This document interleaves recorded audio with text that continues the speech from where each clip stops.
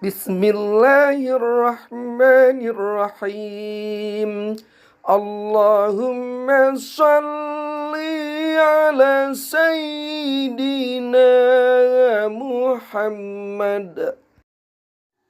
Bismillahirrahmanirrahim. Assalamualaikum warahmatullahi wabarakatuh. Bersyukur kita kepada Allah, berselawat kepada Nabi Muhammad SAW. Allahumma salli ala Sayyidina Muhammad wa ala ali Sayyidina Muhammad. Saudara-saudara, kembali bertemu dengan saya Mukhyar Bukhari di channel YouTube saya Membaca Makna. Pertemuan kita kali ini kita ingin memperbincangkan satu tema, yakni strategi pembelajaran di era COVID-19. Saudara-saudara, dalam dunia pendidikan, strategi bisa diartikan sebagai suatu cara atau metode kegiatan untuk mencapai suatu tujuan pendidikan. Jadi, definisi strategi pembelajaran bisa kita artikan sebagai sebuah perencanaan yang berisi tentang rangkaian kegiatan yang didesain untuk mencapai tujuan-tujuan pendidikan tertentu. Strategi pembelajaran di dalamnya mencakup pendekatan, model, metode, dan teknik pembelajaran secara spesifik. Strategi pembelajaran memiliki beberapa kegunaan dan manfaat. Di antaranya adalah siswa terlayani kebutuhannya mengenai belajar cara berpikir dengan lebih baik. Selain itu, adanya strategi pembelajaran juga turut membantu guru agar memiliki gambaran bagaimana cara membantu siswa dalam kegiatan belajarnya.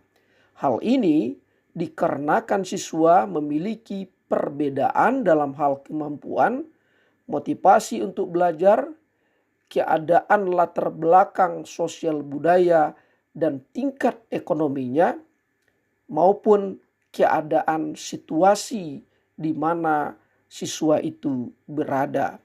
Jadi, kegunaan strategi adalah memberikan rumusan acuan kegiatan belajar untuk memperoleh pengalaman belajar yang inovatif mengenai pengetahuan dan kemampuan berpikir rasional dalam menyiapkan siswa memasuki kehidupan dalam masa dia dewasa nantinya. Kalau kita melihat pula model pembelajaran atau learning styles, model pembelajaran adalah seluruh rangkaian penyajian materi ajar yang meliputi segala aspek sebelum, sedang, dan sesudah pembelajaran yang dilakukan guru serta segala fasilitas yang terkait yang digunakan secara langsung atau tidak langsung dalam proses pembelajaran. Nah, saudara-saudara, pemahaman yang kita sampaikan ini adalah pemahaman strategi pembelajaran secara umum. Namun, seperti yang kita tahu di saat situasi COVID-19 sekarang ini, sebagaimana data menunjukkan, dapat kita baca di laman Universitas Islam Indonesia, disebutkan menurut data UNICEF, pandemi membuat adanya penutupan sekolah di 188 negara dengan total 91%. Sedangkan di Indonesia tercatat 60 juta siswa terdampak COVID-19 tidak dapat bertemu, melaksanakan proses belajar di dalam kelas sebagaimana biasanya. Nah, tidak hanya Indonesia, negara lain juga dinilai tidak siap 100% dalam menghadapi COVID-19 ini, bagaimana proses pembelajaran berlangsung. Bahkan dalam sebuah penelitian dengan sampel 451 siswa sekolah dasar beberapa provinsi di Indonesia, ditemukan bahwa 94,5% siswa lebih mudah diajar oleh guru secara langsung. Namun demikian, keadaan situasi COVID-19 ini tidak ada yang menduga, tidak ada yang merekayasa, dia muncul dan mau tidak mau harus dihadapi. Karena itu, selama masa pandemi COVID-19, pilihan pembelajaran dilakukan di rumah atau yang kita kenal dengan sebutan belajar secara online. Nah, ada banyak infrastruktur yang mendukung pembelajaran online yang disediakan Google secara gratis. Misalnya seperti Google Classroom atau bisa juga digunakan WhatsApp. Kemudian bisa juga dengan Zoom meeting dan beberapa pilihan-pilihan lainnya. Namun yang jelas, apabila melakukan pembelajaran melalui sistem jaringan daring ini, mesti mencakup 5 hal penting.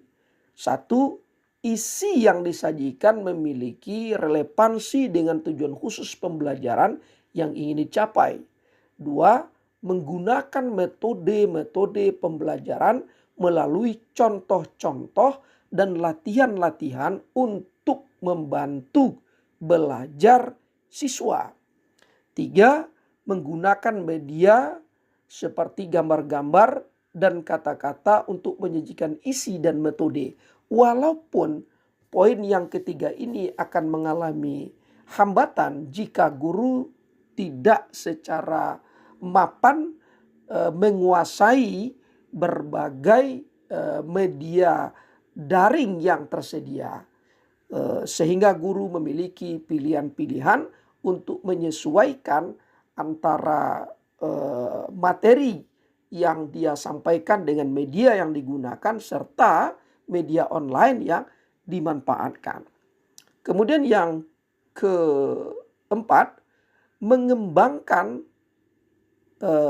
pengetahuan dan keterampilan baru sesuai dengan tujuan individu yang ingin dicapai dalam proses pembelajaran. Dan yang kelima, pembelajaran dilaksanakan memiliki nilai kebermaknaan bagi peserta didik atau terjadinya change of behavior bagi peserta didik. Nah, kelihatannya 5 aspek yang kita dengarkan tadi terdengar mudah, tetapi dalam pelaksanaannya tidaklah semudah seperti yang disampaikan oleh ahli tersebut. Karena ketika proses pembelajaran online itu dilakukan, ada banyak aspek yang mesti diperhatikan. Nah, karena itu menurut para ahli, pelaksanaan pembelajaran online ini juga mempengaruhi kondisi psikologis anak. Apalagi anak lama berada di rumah, tidak bisa leluasa bermain dengan teman-temannya, apalagi datang ke sekolah. Nah, untuk itu ada beberapa hal yang mempengaruhi kondisi psikologis anak selama berdiam di rumah. Yang pertama, cara orang tua berinteraksi dengan anak. Jika pola interaksi, pola komunikasi, atau pola asuh yang diterapkan orang tua kepada anak sudah baik, benar dan menyenangkan, tentu kondisi psikologis anak juga akan tetap baik. Bahkan anak akan merasa lebih nyaman, lebih enak berada di rumah karena selalu berdekatan dengan orang tuanya. Tapi persoalannya, tidak semua orang tua terbiasa mendampingi anak dalam proses pembelajaran. Tidak semua orang tua terbiasa menjadi guru dadakan. Nah, akibatnya orang tua juga mengalami tekanan psikis yang berimbas pada terganggunya pola interaksi antara orang tua dengan anak. Itu yang pertama. Yang kedua, interaksi sesama anggota keluarga, misalnya ayah, ibu, kakak, adik, nenek, paman, bibi, atau keluarga-keluarga inti lainnya yang berada di rumah. Nah, jika di rumah misalnya ayah dan ibu sering bersetegang atau mungkin bertengkar karena situasi COVID-19, misalnya kehilangan pekerjaan atau tidak bisa melakukan aktivitas pekerjaan di luar rumah, berimbas pada keadaan ekonomi. Nah, ini juga akan membawa dampak kepada kondisi psikis anak. Di lain pihak dia harus menyelesaikan tugas-tugas sekolah, sementara di satu sisi dia juga menyaksikan bagaimana konflik terjadi di dalam rumahnya. Yang ketiga, aspek yang mempengaruhi kondisi psikologis anak selama masa pandemi ini adalah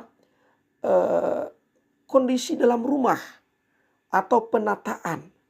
Nah, terkadang karena kegiatan berada di dalam rumah, terjadi kebosanan di dalam rumah, rumah yang biasanya rapi, rumah yang biasanya bersih, itu terjadi berantakan di mana-mana. Nah, ini juga membawa dampak mempengaruhi psikologis anak.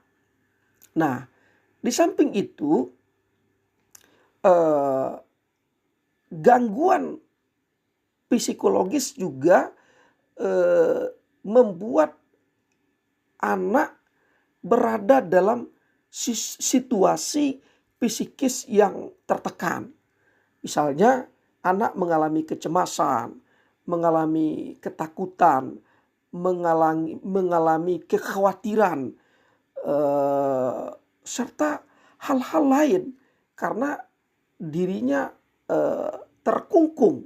Ada rasa cemas, ada rasa panik, ada rasa ketakutan. Nah, sementara itu tugas-tugas sekolah juga menumpuk datang setiap hari, bahkan dari lebih satu orang guru. Nah, situasi-situasi seperti ini membuat anak menjadi tertekan jiwanya dan harapan untuk terjadi change of behavior atau pembelajaran memiliki kebermanaan bagi peserta didik itu sulit untuk tercapai. Nah, untuk itu ada beberapa strategi yang dapat dilakukan dalam proses pembelajaran daring ini.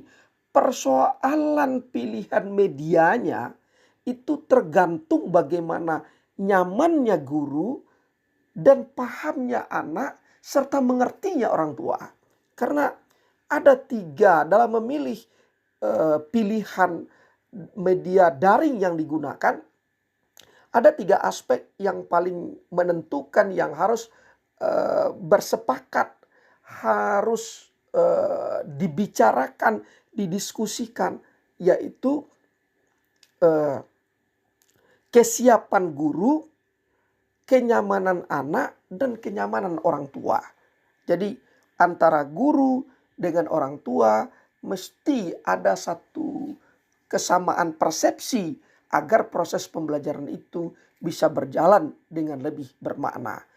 Nah, untuk itu ada 7 cara atau strategi dalam pembelajaran daring ini yang perlu kita perhatikan.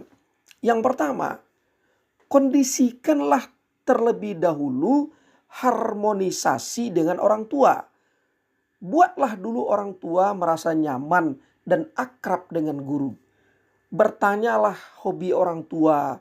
Jika orang tua itu suka bunga, apalagi sekarang musim bunga, maka ketika guru berkomunikasi dengan orang tua, berceritalah dulu tentang bunga. Jangan langsung pada persoalan anak, apalagi langsung menuntut agar tugas-tugas sekolah anak segera disiapkan.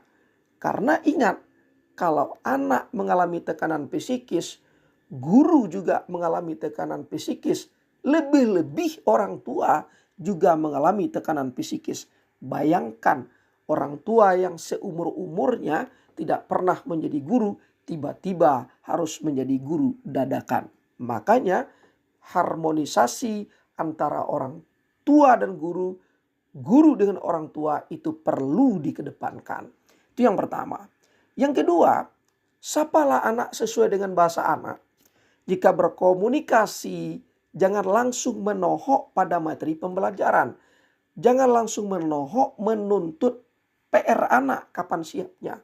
Tapi sapalah anak dengan sapaan yang berpusat dari anak itu sendiri.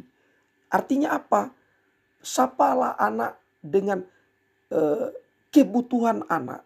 Tanya aktivitas kesehariannya. Bagaimana kondisi dia bermain. Bagaimana keleluasaannya dia bermain. Tanyalah hal-hal yang ada dalam dunia anak. Baru pelan-pelan diarahkan kepada materi pembelajaran. Kemudian yang ketiga, jangan memaksakan pelaksanaan pembelajaran berorientasi pada pencapaian target kurikulum. Karena itu, desainlah materi sesuai dengan kebutuhan siswa dan ketersediaan fasilitas dan kemampuan orang tua dalam memanfaatkan fasilitas yang tersedia tersebut. Yang keempat, jadikan belajar di rumah sebagai cara asik menikmati waktu libur. Karena itu, komunikasi guru dengan murid, komunikasi guru dengan orang tua itu perlu dibangun. Sebaiknya guru dan murid memiliki WA khusus sehingga guru bisa hari-hari bisa memberikan kata-kata motivasi, kata-kata nasihat, kata-kata yang menghibur anak yang sedang terkurung dalam tanda kutip di rumah. Kemudian yang kelima, ketika ada pelaksanaan pembelajaran dengan pilihan misalnya Zoom meeting atau video call atau model lain yang membuat terjadinya tatap muka secara langsung antara anak dengan guru melalui media tersebut, sebaiknya buatlah janji terlebih dahulu dengan anak. Katakan dengan mereka agar besok kita bertemu melalui Zoom meeting atau melalui media lain, agar kamu berpakaian dengan pakaian yang paling kamu sukai. Jadi Anda selama ini dia berada di rumah, pakaian-pakaian barunya, pakaian-pakaian bagus yang biasa dia bawa untuk pergi jalan-jalan tidak dia pergunakan. Apalagi pasti dilarang oleh orang tuanya memakai pakaian untuk jalan-jalan, hanya pakaian di rumah saja. Tetapi ketika bertemu dengan gurunya melalui media Zoom meeting atau media lainnya, anak diberikan kesempatan untuk memakai baju yang paling dia sukai, baju bagus yang paling dia sukai, sehingga ada kepuasan batin dalam diri anak walaupun bertemu gurunya hanya melalui media secara virtual. Dan bagi guru, pujilah anak itu, katakan dia ganteng, katakan dia cantik, katakan bahwa ibu atau bapak sangat senang bertemu dengan kamu walaupun kamu tidak bisa bertemu secara langsung dengan ibu. Itu yang kelima. Yang keenam, di setiap pemberian tugas atau PR, jangan lupa selipkan kata-kata motivasi dengan bahasa dimengerti oleh anak. Misalnya, guru mengatakan, ibu yakin anak ibu hebat. Ibu yakin anak ibu adalah anak ibu yang rajin. Nah, kata-kata ini perlu diberikan kepada anak agar anak merasa gurunya masih tetap memperhatikan dia.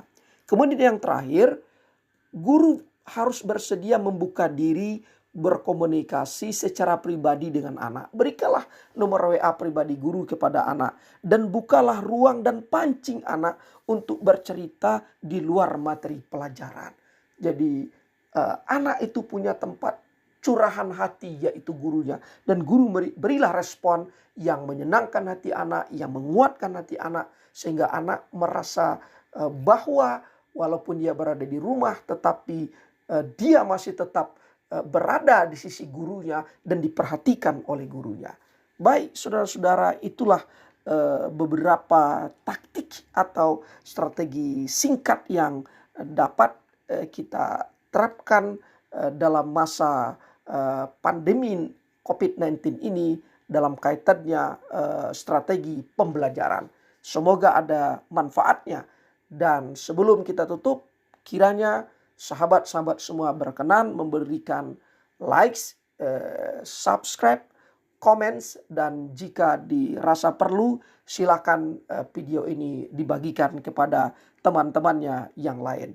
Demikian pertemuan kita kali ini. Terima kasih atas kebersamaan yang saudara-saudara berikan. Sampai ketemu di video berikutnya.